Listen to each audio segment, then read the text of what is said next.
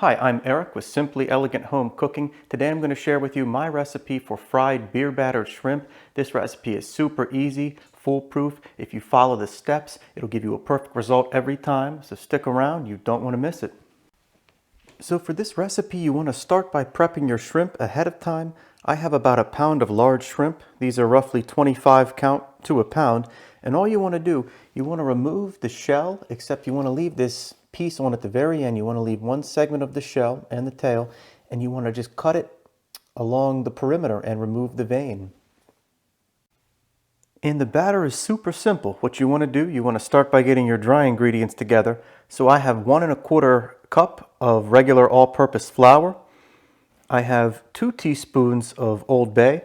Now if you don't like Old Bay, you can certainly use just salt and pepper or any other spice blend that you like. Just make sure that you get some salt and pepper in there to add some flavor. And then 1/4 cup of plain Japanese panko breadcrumbs. And here's the exact product I used for the breadcrumbs. Now you don't have to use this brand, but I do recommend using plain, and I definitely recommend using panko breadcrumbs. And to our dry ingredients, we're going to add 1¼ cup of lager beer. Now I like to use just regular Yuengling, but other brands probably work too. So I'm going to add that in.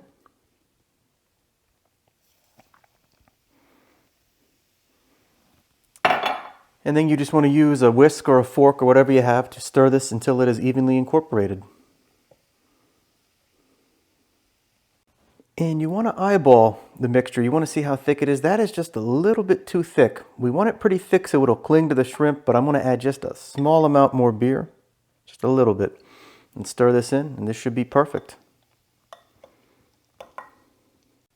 So the beer batter is going to sit out for 20 minutes. This is the perfect time to preheat the oil. I have a gallon of peanut oil in my deep fryer, and we're going to preheat this to 350 degrees Fahrenheit. If you don't have a deep fryer, that's okay. You can do it on your stovetop. You just want to use a large Dutch oven, and make sure you use a candy thermometer so you can preheat your oil and keep it consistently at 350 degrees Fahrenheit. We'll check back in a few minutes. We'll be ready to fry this up. It's going to be good. Okay, and our oil is ready. So here's what we're going to do. You're going to take the shrimp and grip them by the tail. You want to submerge everything except for the tail until they're fully coated. And then pull them out of the batter. Let any excess drip, but you want it to cling. This is the perfect consistency where it'll cling onto the shrimp. And once you let that drip a little bit, we'll drop several of these in the oil at a time. Okay, and we're going to just lay a few of these at a time carefully into the oil.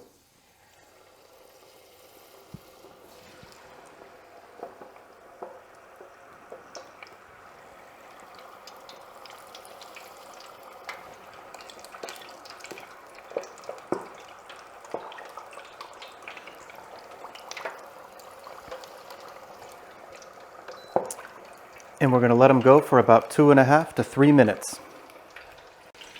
And as those fry, just stir them around a little bit so they cook evenly. Okay, so we're a little more than 2½ minutes in. These look done. I'm going to take them off the heat. And you just want to let them drip dry for about a minute or so, but that's how they should look. Perfect golden brown color. These look delicious. Okay, so now the moment of truth. I'm going to dig in and give these a try.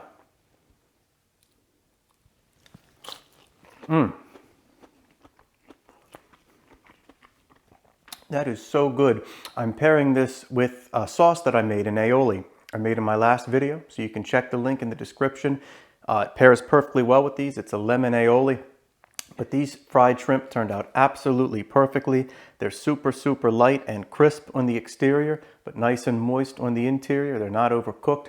Absolutely delicious. I really hope you enjoyed this recipe. I'm Eric with Simply Elegant Home Cooking. Be sure to like, comment, and subscribe, and I'll see you again real soon.